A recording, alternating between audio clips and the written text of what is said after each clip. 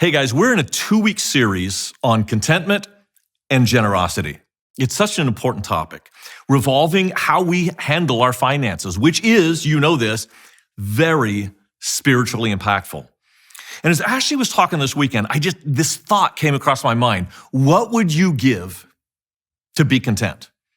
And we all want to be content, but very few people are. And it's going to cost you something. You will either have to give up something to be content or give over something to be content. And that's what this session is about. I want to answer that question. What is it going to cost for us to be content? So let's begin with a question of your own, right in your living room or where you are. Let's just talk about this first question, get us started. How does discontentment impact the quality of one's life?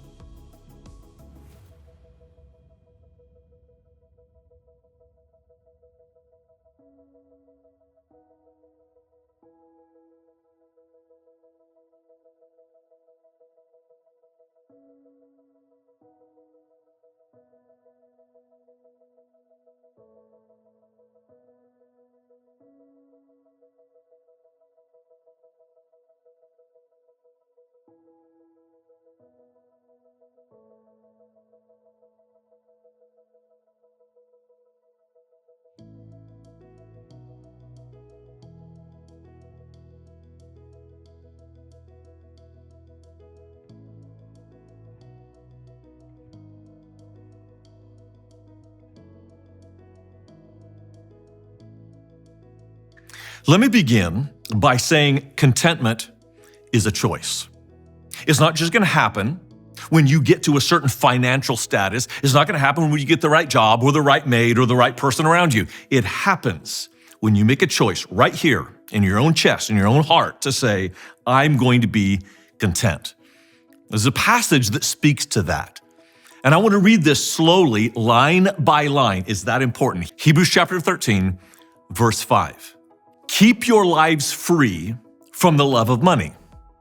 The whole sentence is 2 words. Your life or your way of life is 1 word.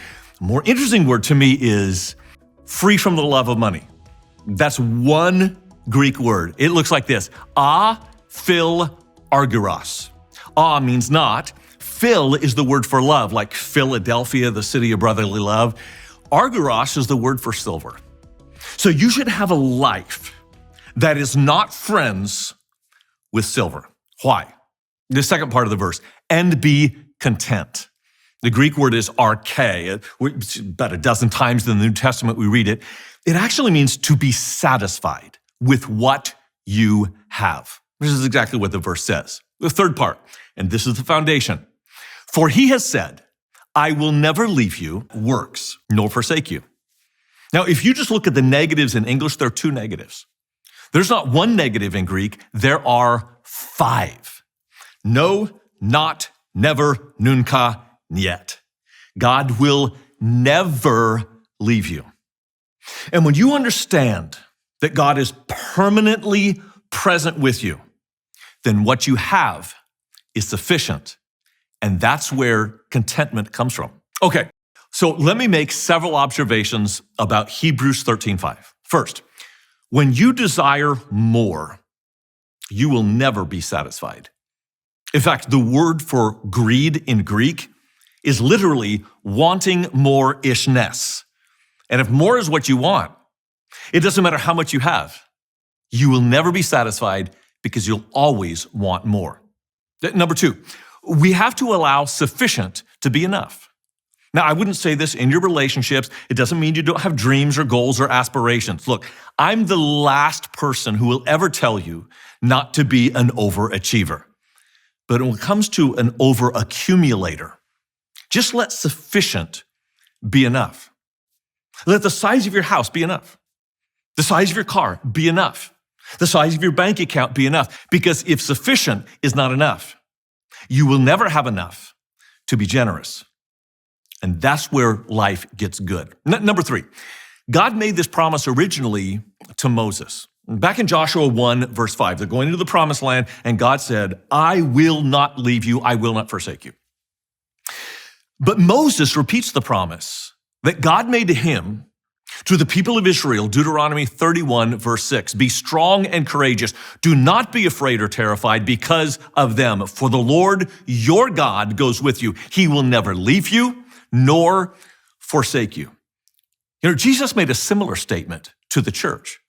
In fact, it was the very last thing he said. We call it the Great Commission. Go into all the world and make disciples of all nations. What's the last thing he said? I will be with you always, even to the end of the age. Just as Moses was leading the people into the promised land to take territory, so Jesus is leading us into the world to take territory for Christ. His presence is enough. And when he is enough, what we have becomes sufficient and enough so that we can reach contentment. So here's a question in the circle you're in right now to discuss. Do you think a person's contentment rises as their faith deepens?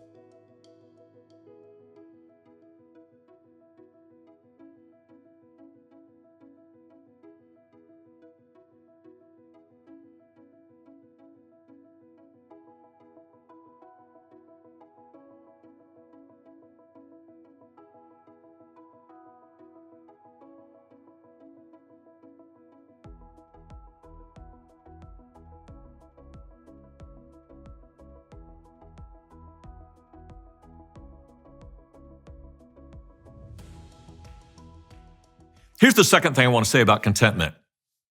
Contentment gives you power. One of the most famous verses of all the Bible is Philippians 4:13. I can do all things through him who strengthens me. And people talk about, I can leap tall buildings with a single bound. No, this is not making you Superman. But you will have superpower if you understand the context of what Paul is saying. Philippians 4:10 through 12. Let's read that. I rejoiced in the Lord greatly, that now at length you have revived your concern for me. You were indeed concerned for me, but you had no opportunity. Not that I'm speaking of being in need, for I have learned in whatever situation I am to be content. I know how to be brought low, and I know how to abound. In any and every circumstance, I have learned the secret of facing plenty and hunger, abundance and need. I want to focus on one word, the word content. It's our Greek word again, but this time it's not just arche, it is autarche. Autos means individual or taking responsibility, like we use autocrat as the single ruler. Autarche means you are personally responsible for your own contentment. You choose to be content. Paul's claiming that contentment is a choice. Let's read it again, and this will make a lot of sense. I have learned in whatever situation I am to be content. I know how to be brought low. I know how to abound. In any and every circumstance, I have learned the secret of facing plenty and hunger, abundance and need. Paul claims that he could choose to be content. So here's the question for you. Do you think it's true that contentment gives you power that others do not have? Why or how?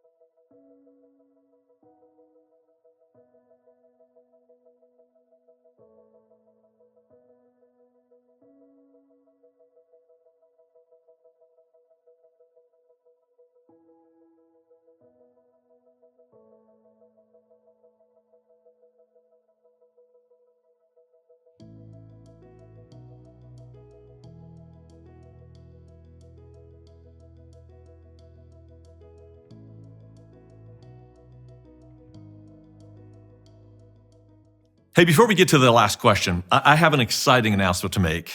During the month of March, we are offering for free, that is zero cost, a class from Dave Ramsey called Financial Peace University. In our estimation, it is the finest class on getting your finances in order so that you can become content, so that you can reach generosity as a lifestyle. If you are interested in that class, again, did I mention it was free?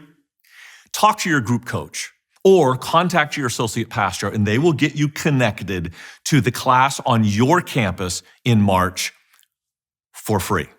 Here's the final question. What choices do you need to make, or what behaviors do you need to alter to grow in contentment? We wish that for you.